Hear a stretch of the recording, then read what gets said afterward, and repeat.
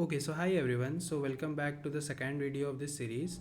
So today in this video we are going to solve this problem from CSES problem set that comes under the tree algorithms part and goes by the name tree matching.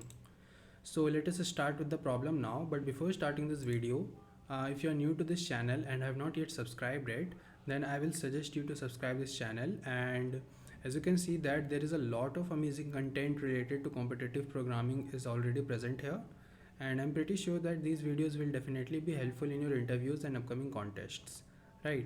So yeah, if you have not yet subscribed it, consider subscribing it and share with your friends who need to watch these videos. So let us get back to the problem now. So the problem initially reads like this, that you are given a tree consisting of n nodes. So we know that how a tree looks like, right? So here the definition of matching is written. So what do we mean by matching? So a matching is a set of edges where each node is an endpoint of at most one edge, right? And what is the maximum number of edges in a matching?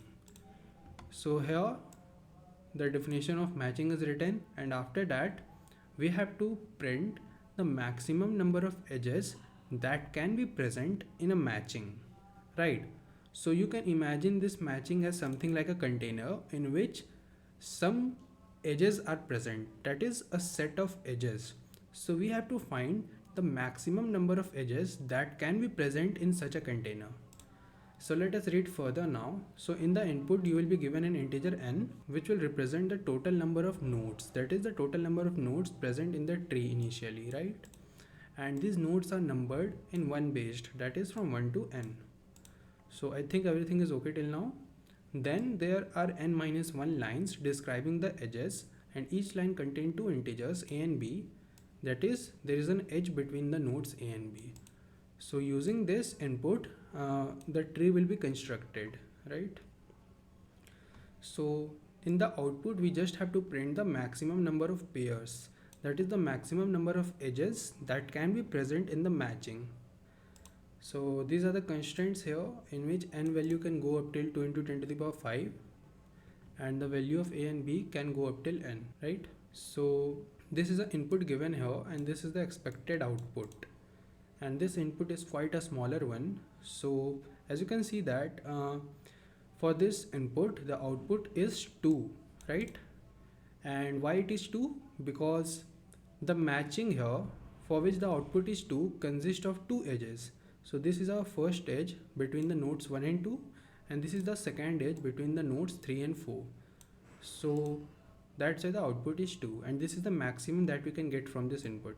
So I hope you have understood this question, right? And even if you have not yet understood, then don't worry, I will explain you each and everything in very detail in the blackboard and try to come up with the optimal solution. So let us go to the blackboard now and try to understand this question. So as I told you that the question originally given consists of an input which is very small, right? So what I will do here now is I will consider an input by myself so that you can understand clearly. Okay, so consider this tree that I have drawn here by myself, right? So that you can understand better with this bigger example, right? So now we know that this is our tree and our goal is to create a set of edges. So by using this tree we have to create a set of edges, or rather we have to choose a set of edges from this tree only, and those edges as a whole will be called as matching, right? So matching is nothing but set of edges that we have to select from this tree, right? Okay, so matching is nothing but a set of edges that we have to select from this tree. Now the question is how we will select those edges. And also if you have read the question, then there is a condition given here that a matching is a set of edges where each node is an endpoint of at most one edge present in that matching set, right? So what does this mean? So see here, first I will try to make you understand the meaning of matching, right? So suppose now I decided to choose, let's say I decided to choose here this edge here, right? So if I decide to choose this edge which is present between 6th and 10th node, then let me write here. So 6, 10 is the edge that I have selected right now. So if this edge is a part of matching or will be a part of matching, then the condition is that any other edge that will also be present in this matching set, right? So this is nothing but matching only, right? So any other edge that will be present in this matching in this range, then those edges cannot contain either this 6 or either this 10 anymore. That is, suppose I selected this edge, right? And then also I selected this edge. So if I select this edge between 6 and 11, then this will be the another edge present here, that is 6, 11. So you can see that this 6 is coming twice now.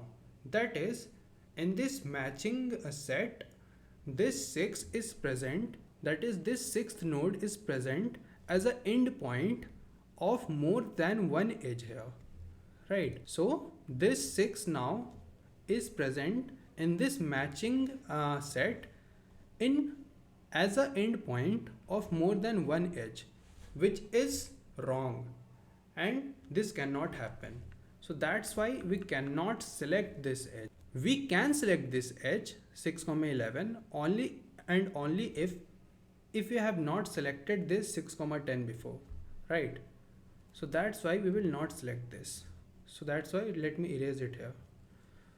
So once we have selected this 6, 10, we cannot select this 6, 11. This is clear. Similarly, if I now try to select this 6, 2, then again this 6 now is coming twice in this matching. That is, this 6 is acting as an endpoint of more than one edge, and this cannot be true because this is not the condition of matching. Because the condition of matching says that every node should only be present as a part of one edge only. But this 6 now is coming as an endpoint of this edge as well as this edge, right? So that's why if we have selected this 6, 10, then we cannot select this 6, 2. So we cannot select this, right? So now once we have selected this 6, 10 and we cannot select this 6, 11 or this 6, 2, because if we do that, then this 6 will be coming twice and that will break the condition of matching. So now let us try to choose another edge. So let us now try to choose this, that is 11, 12. So if we choose this 11, 12, then we are good to go because this 11 and 12 is not a part of any edge that we have used before, right? So this 6 and 10 is just a part of this edge, and similarly this 11 and 12 is just a part of this edge, that is the end point of this edge. So we are good to go till now. And again, once we have selected this edge, so let me mark it. So once we have selected this edge and this edge, it means that automatically this 6 now is a part of this edge, right? And this 10 is also a part of this edge. Similarly, this 11 is a part of this edge and this 12 is also a part or end point of this edge. So what I will do, I will keep on marking those nodes that are a part of some edge which is chosen for this matching set, right? So since I have selected this 6 here, so it means that it is a part of, or rather it is an end point of some edge. Similarly, this is also an end point of some edge right now. This is also an end point of some edge, and similarly this. So any other edge that we will try to choose in future, if it consists of these green nodes, then we cannot select it. So now let's move further and try to see what else edges can we pick. So since this 6 now is marked with green color, that is, it is the end point of some edge. So it means that when we will try to select this edge, then we will see the end points of this edge, and we will see that the end points are this 2 and 6. So though this 2 is not used as of now, but this 6 is used. And so if it is used, then we cannot select it at any cost. So we will not select, right? So now let us try to look for this edge. So as you can see that for this edge, both 2 and 4 are not present as an edge in this matching, because if they were present, then I would have marked with them with green color. But since they are not yet present, so they are free to use. So it means that this edge can be a part of our matching array. right? And since it can be a part of our matching array, so I will add this 2 comma 4 here. So I will mark this 2 and 4 with green color now. That is, these 2 and 4 are now the endpoints of some edge which is added in this matching array, right? So this is nothing but the matching array only, right? Not array actually, but you can imagine it hypothetically. So this is some kind of set or something which is holding this nodes information. So since these 2 and 4 are used now, so I have marked them with green color.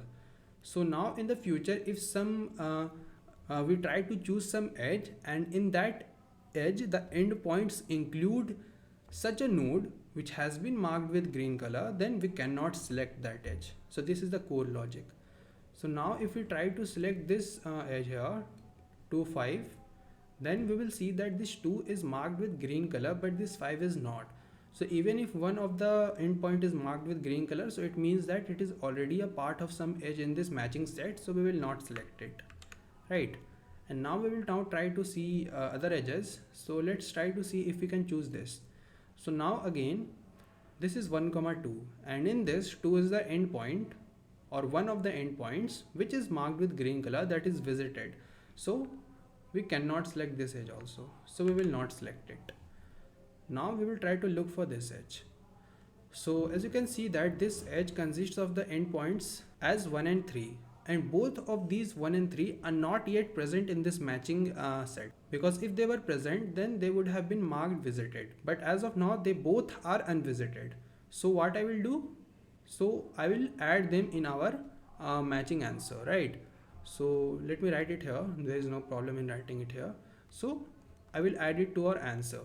That is 1 comma 3 can be a possible edge in this matching, and once I do this I will mark them visited. That is, in future if we choose any edge, then we must ensure that this 1 and 3 can never be a part of it anymore, right? So after doing this, we will now try to look further. So we will try to look for this edge, and while looking this, it is very clear that this 3 is now a part and is visited, so we cannot select this edge. So we will try to look for this edge now, and in this edge the endpoints are 8 and 9, out of which both are not visited yet. So it means that this can be a part of our matching set, so I will add this pair 8 and 9, right? And after adding, I will mark them visited, so that any edge if we select in future will not contain this 8 or 9 as its endpoint. And now I will try to look for the remaining edges. So since this is the only remaining edge here, that is 3 comma 7, out of which we can clearly see that this 3 is the end point of this edge, and this 3 is already visited. So it means that this edge cannot be a part of our matching set here, right? So after this we will simply return, and as you can see clearly that in this matching set the total number of elements are 5, that is 6 comma 10, 11 comma 12, 2 comma 4, 1 comma 3 and 8 comma 9. So I will say that the answer here is 5, that is this tree, or rather the matching value for this tree is 5. So this is the whole concept here, and I want you to think of any better solution if exists, right? That is it possible to get a matching greater than 5, that is greater than equal to 6? Try to think. So if you are able to find a matching value greater than 5, then please comment down and tell me what are those edges, but I don't think that we will be able to achieve greater than 5 here, right? So yeah, this is pretty much about this problem. It is not hard, right? But once you get the concept of matching, what is it actually, then things become quite simple. So now I think we should go to the coding part and actually code this up quickly. And keep in mind that our main goal is to ensure that whatever edge we have already added or selected or marked visited, we cannot select them again, right? That is, the nodes that we have marked visited, that we cannot select as a endpoint of any another edge in future, right? So just keep this in mind. So let us now go to the VS Code and code this up quickly. So first we will take the input for n as described in the problem description, and after that we have to take the input for the tree. that is a total of n minus 1 integers, because we know that in a tree it consists of a total of n nodes and n minus 1 edges, right? So let's name this as a comma b, that is there is an edge present between a and b. So I will use this adjacency list here. So I will say g of a dot push back this b and g of b dot push back this a. So let me declare this adjacency list globally here. So vector LLG, and I will name it the size as max n. So since it can go up till 2 into 1e5, right? So let me confirm it. So yeah, it can go up till 2 into 1e5. So I will say const int max n here will be equal to nothing but 2e5 plus 1, right? So once I have declared this globally, so I will now simply call my DFS starting from the root node, and its parent will be minus 1. And after that, I just have to print the count, that is the number of edges that are present in the matching set. So let me declare this count variable globally here, so that we don't have to pass and our code looks minimal, right? So this is how it will look. And now let us also write our DFS. So it will be a void type only, and this is our node, and this is our parent, because this is how we do a DFS in a tree, right? So I will simply say that is I will iterate through each and every child present in the adjacency list of this node, right? So if this child is not equal to this parent, so it means that we are good to go. So we will again call this DFS function for this child, and this time this node will become the parent. And while backtracking, so let me show you. So if I show you here, then our code will go something like, we started our DFS call from this 1, then we went for 2, then we went for 6, then we went for 10. And after 10, since there is no child, so we will backtrack, right? So now we are standing at 6. So we will check if this 6 and 10 are both unvisited. So if both are unvisited, so it means that this can be a possible answer in our matching array. So we will increase our count by 1, that is count plus plus. And at the same time, we will make sure that both of these are visited, right?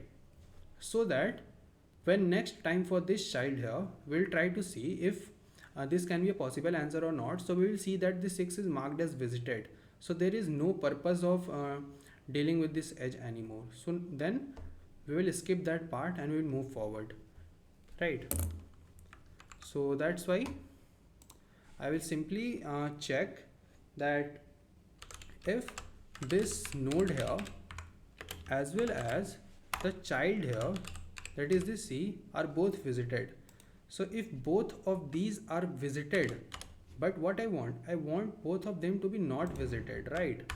So if both of them not visited here as of now, so they can be a part of, so let me write here, this edge between node and C can be a part, or rather I should write it as should be a part of matching set, right?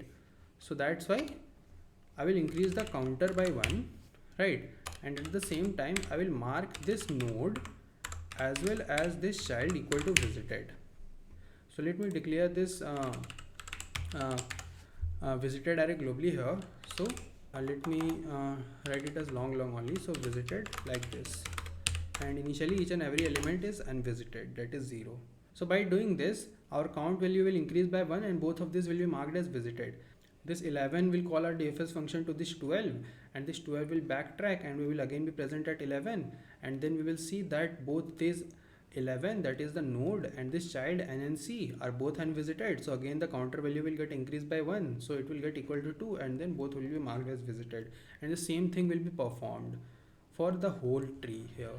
And in this way, all the nodes that I have marked with green color will be marked as visited. That is all such nodes that will be a part of the matching set, and at end the value of count will be 5, which we just have to print, right? So once this DFS call returns completely, I just have to print this count here, right? So now if I try to run this, let's see if you're getting the expected output or not. So as you can see that the test cases is getting passed. So let me try to submit this same solution on the website here so that you can.